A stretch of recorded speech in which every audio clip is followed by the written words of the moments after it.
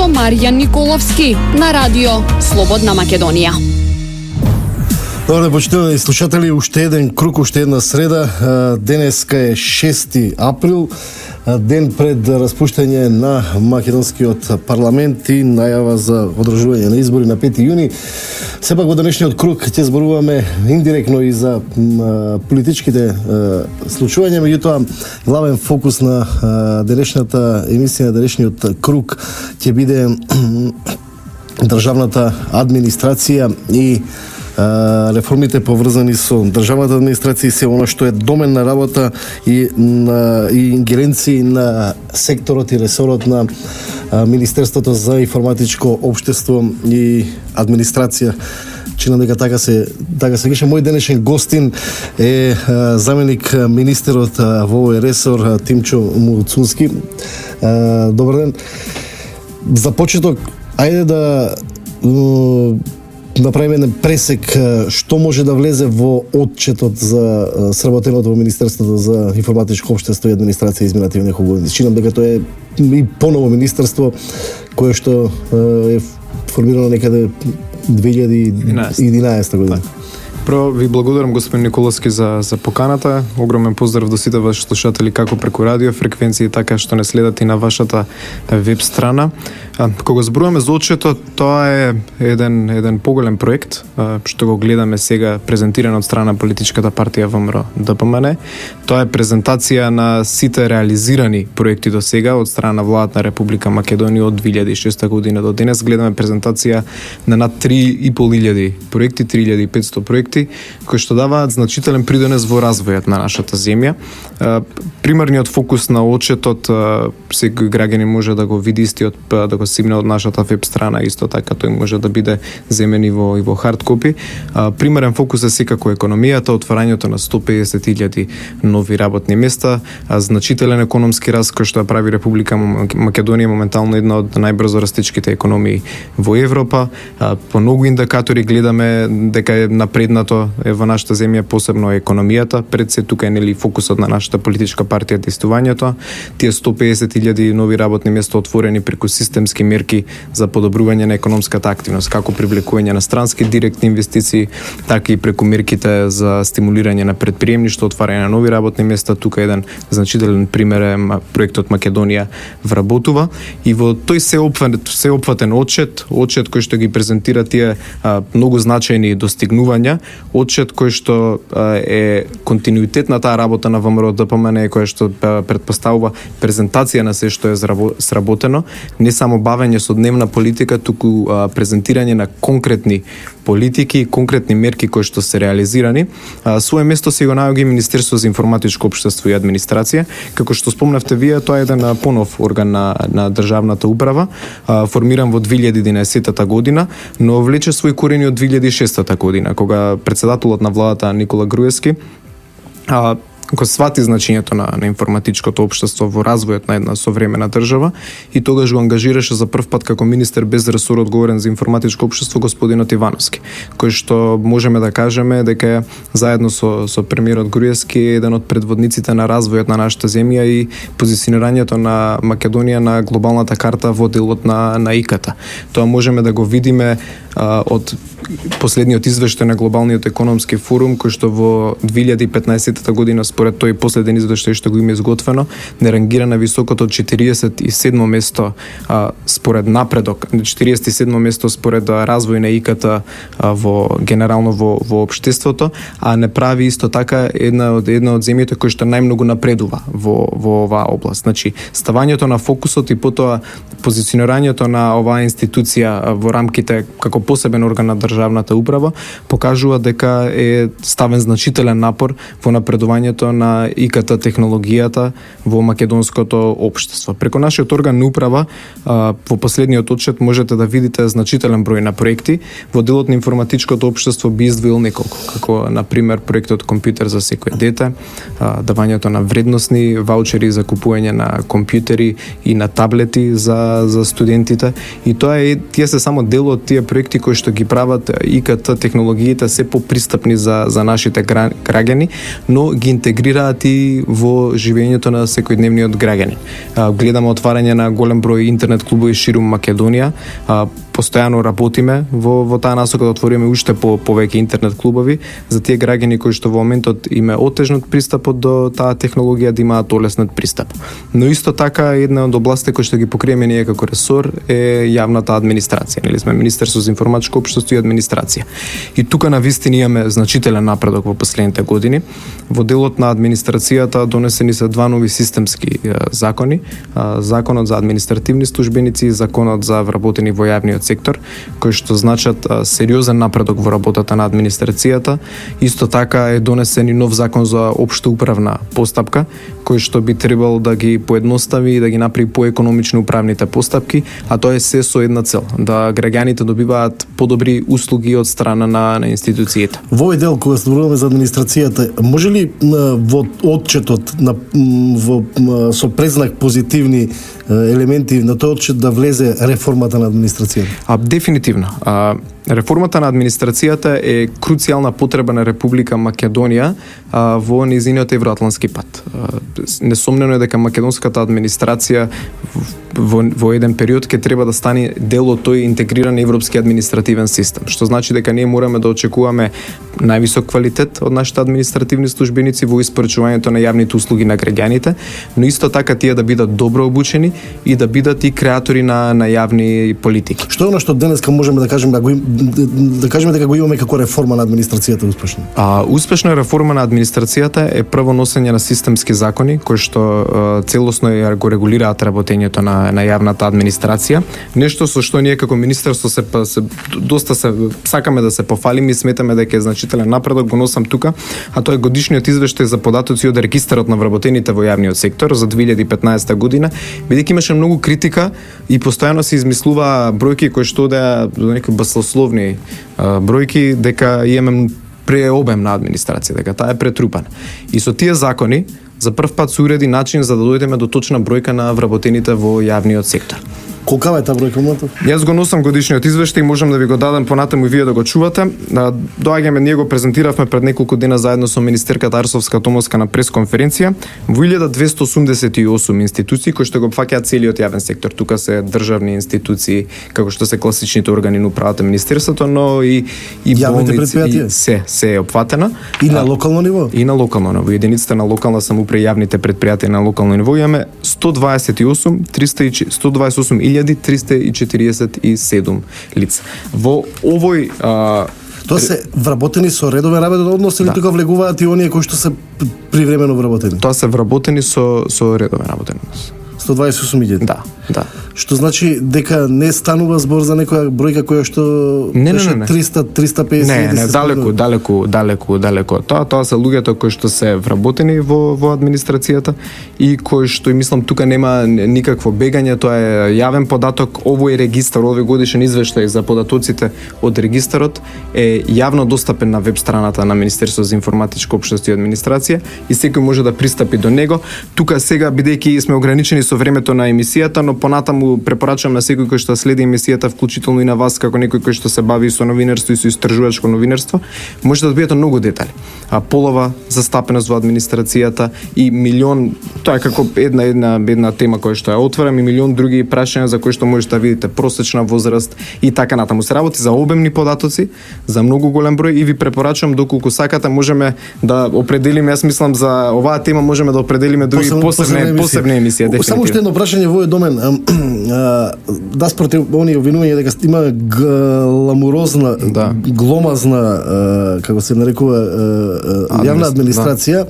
Јас понекогаш имам чувство дека ние можеби имаме недоволно распределена администрација по институции. Мислам дека има институции кои кубурат со кадри, а негде кај што имаат ние со новиот закон, за новите закони гледаме на некој начин и системски да го решиме тој проблем, а кажуваме дека реформа е многу тешка на почеток, но реформа исто така значи и постојан процес на унапредување. Ние не велиме сега донесовме два закони кои што се квалитетни, изработени заедно со Европската комисија и со голем број меѓународни експерти, подпомогнати од меѓународната заедница, каде што сега истата таа меѓународна заедница, посебно Европската унија, тука ни е многу битна заради процесот на пристапување, таа постојано го следи процесот на реформа на администрација и ни вели имате одлични закони, сега доаѓаат моменти каде што треба да ги реализирате. И ние многу работиме на тоа, сериозно сме посветени, има еден одличен тим во Министерството за информатичко општество и администрација, но и во другите органи на државната управа, кои што ни помагаат во тој процес. Претходната година го завршивме последниот циклус на стратегијата за реформа на јавна администрација и сега сме во процес на подготовка на нова стратегија за реформа на јавна администрација, кој што ќе треба да опфати нов 5-годишен период. Тоа го правиме заедно со меѓународната организација Сигма, кој што е всушност организација подпомогната од страна на Европската унија и на ОЕЦД, и со нивни експерти, како и со голем број домашни експерти, очекуваме за брз период да отпочне нова работна група, која што ќе подготви една нова сеопфатна стратегија за реформа на јавната администрација, во комбинација со овие системски закони, да ја тргнеме работата напред, но велиме, тоа ќе биде постојан процес, што во никој момент нема да застане. Кога сме ке реформата на администрацијата, мислам дека суштинско и клучно е околу квалитетот на јавната администрација, односно на квалитетот на испорачена услуга кон граѓаните. Колку како министерство сте задоволни или имате ли некој просек анализа направено како да се подобри квалитетот на услугата кој што јавниот службеник ја испорачува кон граѓаните? Често сме сведоци, имаше чинам порано еден проект, нели, се не знам дали беше тоа на вашето министерство или на некое друго министерство за оценување на љубезност или на услугата. Така. Нема погрешна врата, мислам дека на тој проект може би реферирате. Во делот на новите законски норми, едно прашање кое што е посебно опфатено е мерење на перформансите на вработените, и тоа е закон кој што е донесен предходната година и сега ние ќе работиме многу силно да следиме како тече тој процес на имплементација и доколку има одредени недостатоци, посебно во ова прашање како што вие велите мерење на перформансите, да можеме ние тука да влеземе и да кажеме каде е потребна соодветна интервенција, но тука од значителна помош за подобрување на тие услови ќе биде новиот закон за општа управна постапка, кој што значително ги скратува раковите по кои што треба да постапува администрацијата. Во него за прв пат системски е уредено едно шалтерското работење. Практично вие доставувате документи во една институција и таа има обврска да ги приве сите други потребни документи од страна на другите институции кои што се потребни за изготвувањето на тој управен акт кој што ви е потребен. Така да работиме на тој процес, да мерењето на перформансите биде на се повисоко ниво. Имплементираме еден проект кој што се нарекува таен клиент, што значи посета од страна на тајни клиенти во државните институции, преку кои што мериме каков е квалитетот на испорачаните услуги. Тука мора да направиме првата кратка пауза, потоа влегуваме во вториот дел од емисијата. Току така, почитувани слушатели, ова е Круг. Јас сум Маријан Николовски, мој денешен гостин е Тимчо Мусунски, заменик министер за информатичко општество и администрација. Застанавме токму кај реформата на администрацијата, продолжуваме во тој домен. Како во Македонија да се разбие стереотипот дека да работиш во јавна администрација значи ништо, да не работиш и да земаш плата? Тоа е навистина еден стереотип и не би рекол дека го има само во Република Македонија, туку мислам тоа е еден глобален феномен. Тоа е заради поединечни искуства кои што можеби некои граѓани ги имале со некој специфичен административен службеник, и мислам дека тоа е повеќе, јас би рекол, исклучок од колку повеќе од правилото. Посебно од кога сум заменик министер во Министерството за информатичко општество и администрација, морам да ви кажам дека целокупната соработка која што имам со еден тој огромен тим кој што посветено работи на процесот на реформата на јавната администрација, но и луѓето кои што ги среќам од другите институции се навистина големи професионалци, луѓе кои што посветено работат за реализирање на стратешките интереси на нашата земја, и поединци кои што и мислат добро на Република Македонија и се навистина професионални. Во делот на поголем квалитет во администрацијата, јас би можел да ви кажам дека со новиот закон за административни службеници, како и со законот за вработените во јавниот сектор, го подигнавме критериумот за нови вработувања во јавниот сектор. Имплементиравме еден навистина посебен мерит систем. Што подразбира тој?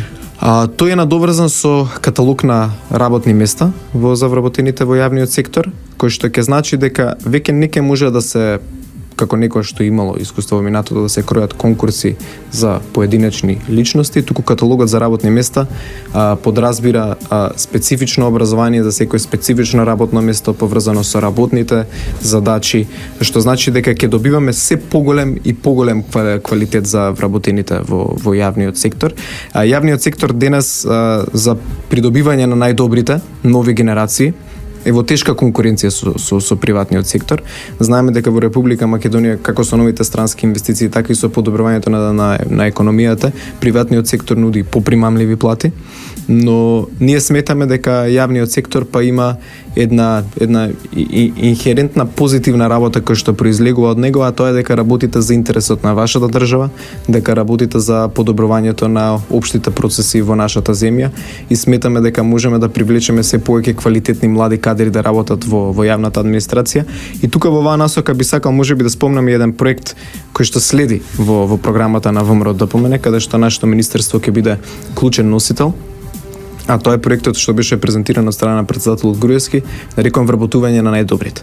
Практично на 100 најдобри студенти на 5 најдобро рангирани државни универзитети ќе им се понуди работно место во јавниот сектор, секако доколку се заинтересирани на тоа, според поединечни критериуми кои што ќе бидат изградени во законска регулатива, што значи дека ние како јавен сектор имаме интерес да го надградуваме истиот со најдобриот кадар, со најдобриот потенцијал кој што го има нашата земја и како што ви спомнав претходно, административните службеници како и сите вработени во јавниот сектор да не бидат само реализатори на политики, туку да бидат и конкретни креатори на политики. Кога сме кај квалитетот и кај можноста на младите да работат во јавната администрација и условно кажано да се докажуваат во јавната администрација. Например, јас сум еден од оние скептиците кои што сметат дека не знам, тој е мој личен став и мој мислење, јас веројатно не би можел да се снајдам во државна администрација и не би сакал да работам. Меѓутоа, сакам друго да ве прашам.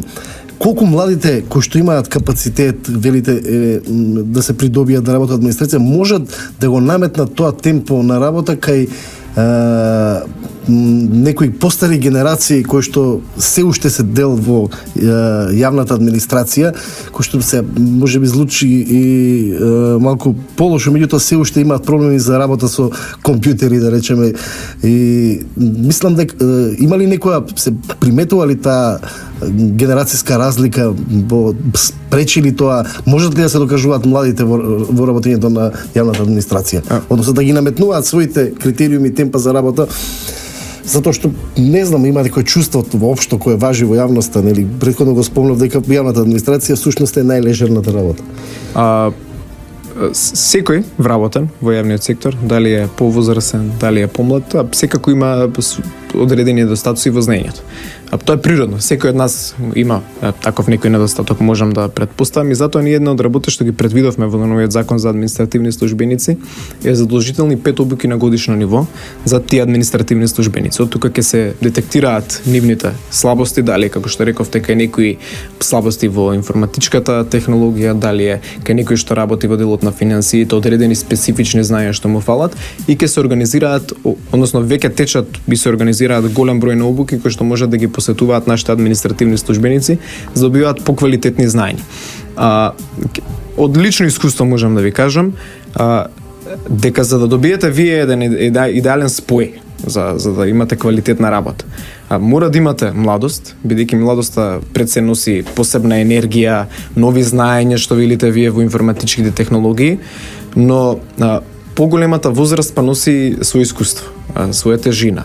Ги видела процесите како течат, ние велиме реформата е постојано унапредување, но тие виделе како изгледало во некои најтешки периоди, како сега се подобруваат процесите. Може ли да се направи тој спој? Сигурен сум дека може, сум видел премногу пати преку моето работење како имаме еден таков идеален спој, има одлични институции каде што има генерално добра синтеза во веројатно зависи од личностите. Сигурно зависи од личности. Сега да генерализираме за 128.000 вработени во јавниот сектор би било некоректно. Так, апсолутно. Но таа една перцепција која што има, мислам, во јавноста е пред се базирана на поединечни случаи. Ние преку мерењето на перформансите на вработените ќе пробаме тие поединечни случаи да ги индивидуално еден по еден да ги детектираме. да работиме на подобрувањето на процесот, постојано да унапредуваме, каде што треба ќе ги обучуваме луѓето, но сме еден тим на луѓе предводени од страна на нашиот министер и мислам таа енергија е пренесена од претходниот министер Ивановски, кој што имаме желба голема да ги подобриме процесите и ќе детектираме каде има слабости и ќе работиме да оди само напред процесот и можеби да тргнеме таа една стигма која што постои за перцепцијата за јавниот сектор. Благодарам, тука правиме уште една кратка пауза, потоа влегуваме во вториот дел од денешниот круг. Да, поштовани слушатели, повторно во кругот во втората половина мој денешен гостин е заменик министерот за информатичко општество и администрација. Застанавме кај администрацијата. Јас имам уште едно прашање овде кое сакам да го поврземе со информатичките технологии и функционалноста на јавните институции. Спомнавме дека Македонија е една од државите со најголем скок на развојот на информатичка технологија, меѓутоа како стоиме на поврзаноста на институциите, системски функционалноста на таа информатичка технологија во самите институции во Македонија? Имаме значителен напредок. За повеќе детали повторно би ве упатил кон очитото, јас ќе нафрлам неколку проекти кои што се значителни. Основен проект е проектот Интероперабилност, кој што поврзува голем број институции за меѓусебно да може да разменуваат информации. Со новиот закон за општа управна постапка ќе биде се поголем пристапот до електронска достава од страна на граѓаните до институциите. Имаме развиено еден навистина современ систем на е-влада. Најпрактично ќе ви кажам како изгледа тоа. Порано, кога си бил министер, заменик министер и одиш на седница на влада, со себе носеле волкав куп на документи. Дневен ред, материјали и така натаму.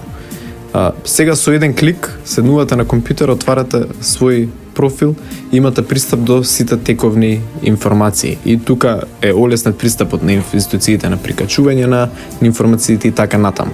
Значи, сакам да ви кажам дека пристапот до информатичката технологија во работењето на владата е олеснет како внатре, помеѓу институциите, само со дел од овие проекти, но има и други кои што работат во оваа сфера, но исто така се олеснува и електронскиот пристап кој што граѓаните ќе го имаат кон институциите.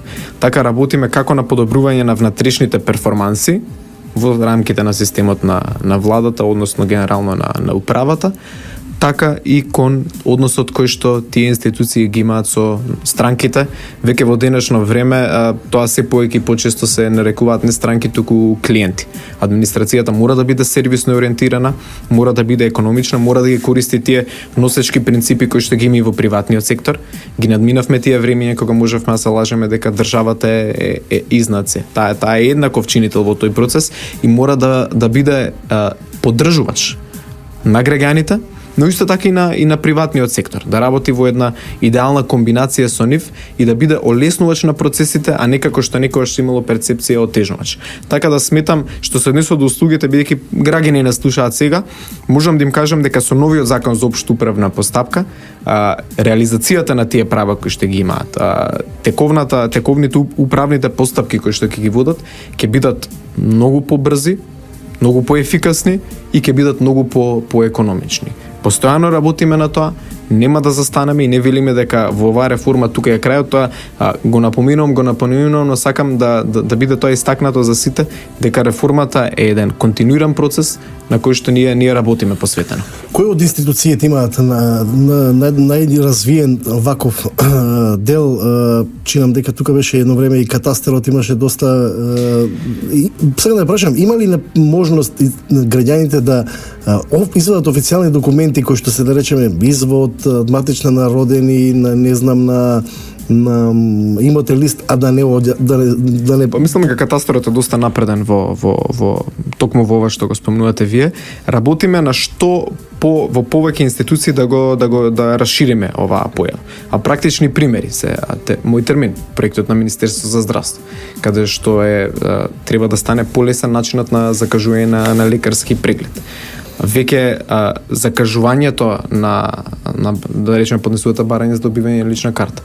Закажувањето можете да го направите електронско, но исто така, што е интересно дека во моментот на изготвувањето на вашата лична карта не морате да одите секој втор ден да прашувате на шалтер дали ми е готова личната карта, добивате SMS порака. Кажа, можете да подигнете вашата лична карта во на таа локација. Што значи дека работиме во сите органи, во сите сектори, што можеме повеќе да вклучиме информатичката технологија, бидејќи знаеме дека веќе скоро секој граѓанин користи смарт телефон, го олеснивме драстично пристапот до интернет, скоро сите веќе имаат лесен пристап до интернетот, што значи дека треба да направиме и повисок степен на вклученост на сите државни институции во возможувањето на нивните услуги преку вакви разни платформи. Ајде сега малце по суштинска политика. Има ли притисоци врз државната администрација за гласање во изборите? Опозицијата често тоа го реферира како проблем во поглед на процесот на гласање. Вие како министерство неодамна отворивте една телефонска линија за пријавување на било какви притисоци. Што можеме во овој домен да изанализираме како случување? Видете, често гледаме изјави од страна на нашата опозиција, постојано критикувајќи. Имаме еден дополнителен заменик министер во нашиот ресор кој што постојано излегува со некои пресконференции, најчесто базирани на погрешни информации. И можам да ви кажам дека ние како министерство, доколку добиеме некоја таква информација, доколку некој граѓанин се пожали на оваа телефонска линија дека има притисок, ќе направиме се заедно со соодветните органи да истражиме дали такво нешто навистина се случило. Но на база на шпекулација ние можеме да кажеме многу работи. Дури немаме доказ дека нешто такво се случило, можеме да кажеме дека тоа се работи само за апстрактни политички изјави, се со цел на придобивање на одредена категорија гласачи. Но тоа е една стандардна практика на нашата опозиција, наместо да се бави со создавање на конкретна програма, наместо да понуди политики кои што ги решаваат проблемите на граѓаните, излегува со некои драматични изјави дека има огромен притисок врз јавниот сектор. Јас можам да ви кажам најодговорно како заменик министер за информатичко општество и администрација дека до сега не сум видел таков некој притисок, нигде сум слушнал за информација за некој службеник да се жали за истаков некоја било каква форма на притисок, но доколку има некоја таква информација, доколку некој се јави на таа линија која што е воспоставена од страна на нашето министерство, ние многу сериозно ќе пристапиме кон разгледување на дали тие информации се точни. Во делот кој што е индиректно поврзан со изборите се и медиумите. Министерството апелираше на процес на саморегулација како едно од решенијата веројатно кој што треба да биде правец на решение. Кој е моменталниот став и позиција на Министерството за информатичко општество околу оној пакет за медиумите? Веројатно и вие добро знаете, бидејќи сте од таа фила, дека во 2013 година се донесени два закони, законот за медиуми и законот за аудиовизуелни медиумски услуги. Закони кои што се донесени со широка јавна расправа, со вклученост на сите засегнати страни и со огромна поддршка од страна на Европската унија. Што значи дека Македонија има една многу цврста проевропска легислатива во оваа област. Ние како министерство можеме да кажеме дека сме постојано отворени за соработка со сите чинители во медиумскиот простор, за што е во делокругот на нашата надлежност да им помогнеме за сите решавања на сите проблеми кои што ги има. Но фактот е дека таа фила треба да пристапи, како што рековте и вие, кон се поголема саморегулација, доколку смета дека тоа е потребно, а објективно веројатно и постои за потреба од такво нешто. Доколку навистина се утврди врз основа на широка јавна расправа, врз основа на согласност на сите чинители, како што беше со донесувањето на законите во 2013 година, ние како министерство стоиме отворени за соработка со истите. Благодарам, тука правиме, поштени слушатели, уште една кратка пауза и потоа во финишот на денешниот круг. Да, поштени слушатели, повторно во кругот, во финишот на денешниот круг, мој денешен гостин Тимчо Муцунски, заменик министер за информатичко општество и администрација. Зборувавме за реформите, за отчетот на министерството, за тоа што се предвидени како планови за успешна реформа на администрацијата и подобрување на квалитетот на услугата на релација јавна администрација на граѓаните. На крајот од моја денешна емисија ќе позборувам малце за чиста политика околу со оглед на тоа дека денеска треба да се очекува Државната изборна комисија да соопшти проверката на теренската проверка, резултатите од теренската проверка. Собранието треба да се распушти на 5 јуни, треба да имаме избори. Прво прашање, ќе има ли избори? Секако дека ќе има избори на 5 јуни. Сметаме дека објективно има рокови да се завршат процесите кои што течат, да имаме прочистување на избирачкиот список. Практично граѓаните на Република Македонија сега на 5 јуни ќе бидат ставени во една ситуација каде што имаат избор помеѓу две алтернативи. Првата алтернатива е позитивна, тоа е ВМРО-ДПМН, политичка партија која што го смени дискурсот во политиката во Република Македонија, политичка партија која што од 2006 година до денес постојано презентира отчет, постојано нуди платформа базирана на нови идеи, на конкретни политики и мерки, решавањето на проблемите на граѓаните од локално ниво на национално ниво. Инфраструктура, здравство, економија, образование, земјоделие. Нема област во која политичката партија ВМРО-ДПМН нема направено значителен напредок и значителен скок, нешто што е признато на глобално ниво. На другата страна имаме политичка опција, Социјалдемократскиот сојуз, кој што работи со деструкција, кој што вели дека ги заштитува демократијата и слободата на граѓаните, но од друга страна го бриша подот со судски одлуки. Тоа е политичка партија која што не мисли добро на државата, кој што од ноември во кога е влезена во владата на Република Македонија нема понудено ниту еден нов проект, 0 проекти во ресорите каде што тие или раководат или имаат дополнителни заменици министри. Само работат за создавање на деструкција и хаотична ситуација во државата.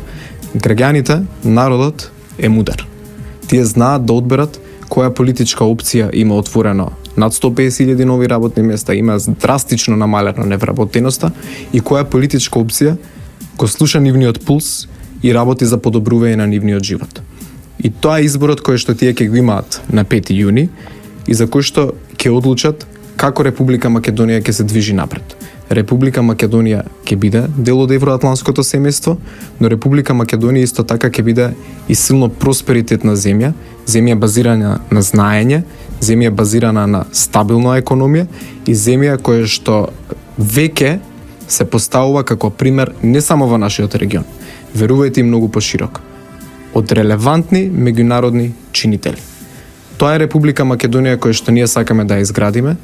Тоа е Република Македонија која што се грижи за сите категории на граѓани.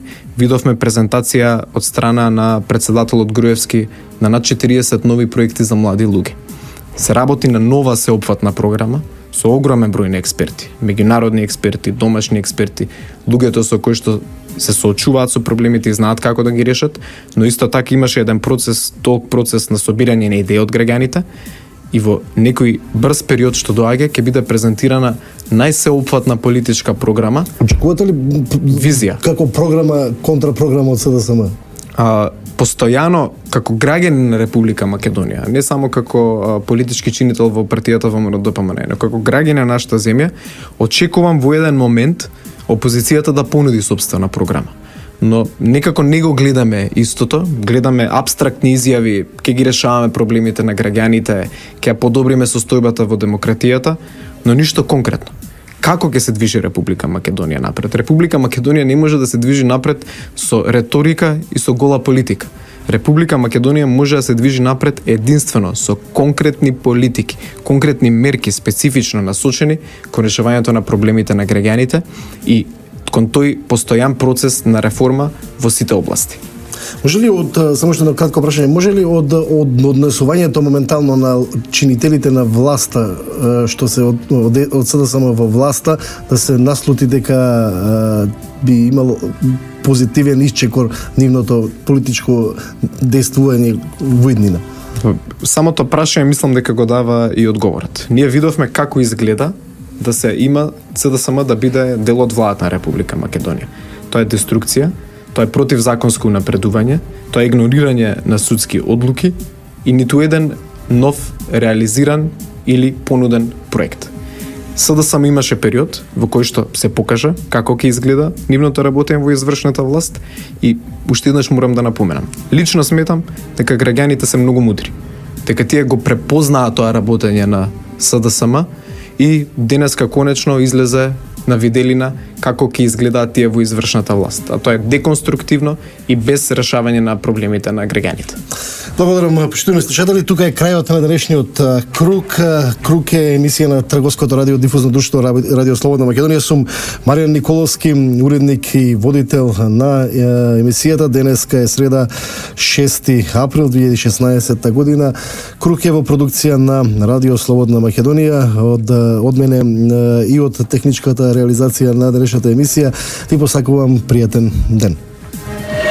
Круг со Маријан Николовски на радио Слободна Македонија.